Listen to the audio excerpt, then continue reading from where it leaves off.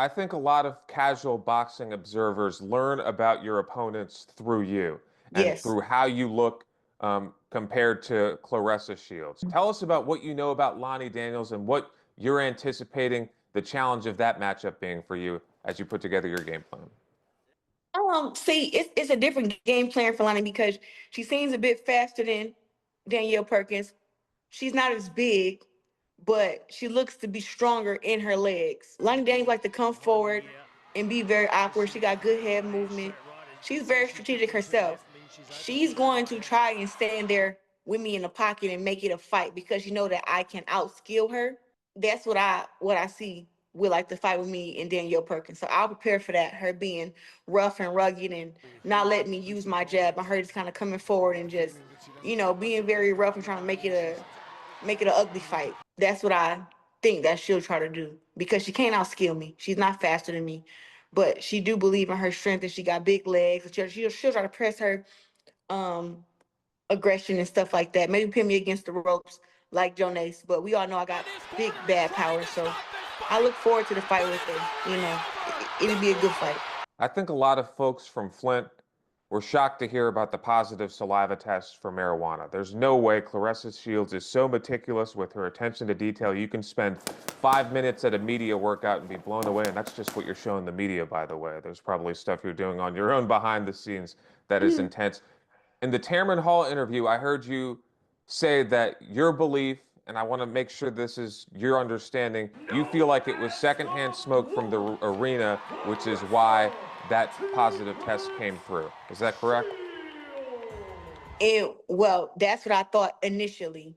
It has been proven that there wasn't any marijuana in my system at all due to my urine test that I took and the Michigan Commission um investigation themselves proved that if it was in my system, that was my initial take. But when I went and took my urine test and then also just the investigation that was done and just us learning the facts about what is 3.0 nanograms of marijuana. And to know that it's not even a full puff was like, okay, so it came back that it was a faulty test. Something was wrong with their test, that maybe their test had got tainted somehow, but it was never in my system. That's what I believe that came back with me being vindicated and everything like that. Like I had to go and prove my innocence, which we did. Did you and your team express frustration with the commission, with the way that they handled the process and Yeah. how it came out publicly? I'm sure it was very disappointing to you. What did your team communicate to the commission on how we can get this right? Obviously, they've got a job to do, but you've got a great reputation, a pristine reputation, and it's a little bit unfair if something like that comes out before the facts are there. Um, let me speak about this without getting Okay, mad, I don't want to because get you in trouble. no, it was very frustrating to deal with, and I expressed that to the commission, me and my team. During my trial, when I had to do my opening statements, I let them know that I felt that they were purposely trying to damage my reputation, that I wasn't given a trial before they publicly made it known that they had suspended me. I don't think that I deserve that. I don't think that any fighter deserves that.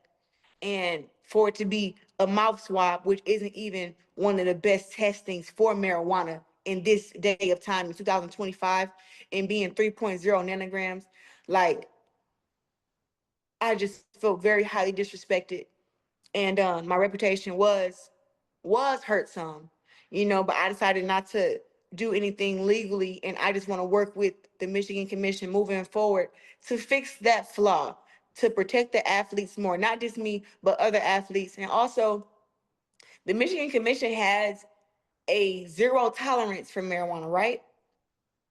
But 150 nanograms is what WADA, who tests for the Olympics, tests for. If you owe over 150 nanograms of marijuana in your system, then they test you as positive because it is so easy to have a false positive test. 3.0 nanograms versus 150 nanograms, big difference. So there has also been a lot of faulty tests in Michigan, not just mine. Mine was the only one that was made public, that was made to where the whole world seen it, and they trolled me for a week with pictures of me smoking a blunt, all these different networks and all this. Yeah, it was ridiculous. It was ridiculous. Listen, I got screenshots. And I was like, I cannot believe that they really making AI pictures of me smoking a blunt. Like I'm just that stressed out in my life to be smoking. It was crazy. But I would say that I just want to work with the Michigan Commission moving forward to where me or anyone else doesn't have to deal with that. And I kept my innocence. I didn't waver. I went and did what I was supposed to do. I went and took the urine test, and I fought to prove my innocence. And I was vindicated. I don't know if a apology was issued out by the Michigan Commission, but the biggest apology would be moving forward and doing better. We're going to do just that anyway. Quote, thank you for taking the time. Anything else you'd like to say or reiterate about this fight coming up at Little Caesars Arena? July 26th, all of my fans who love me, get your tickets right now. Do not wait till the last minute to get your tickets. This is going to be a sold out event. We're going to have a great promotion. We're going to have some great performances, another great walkout, another great outfit.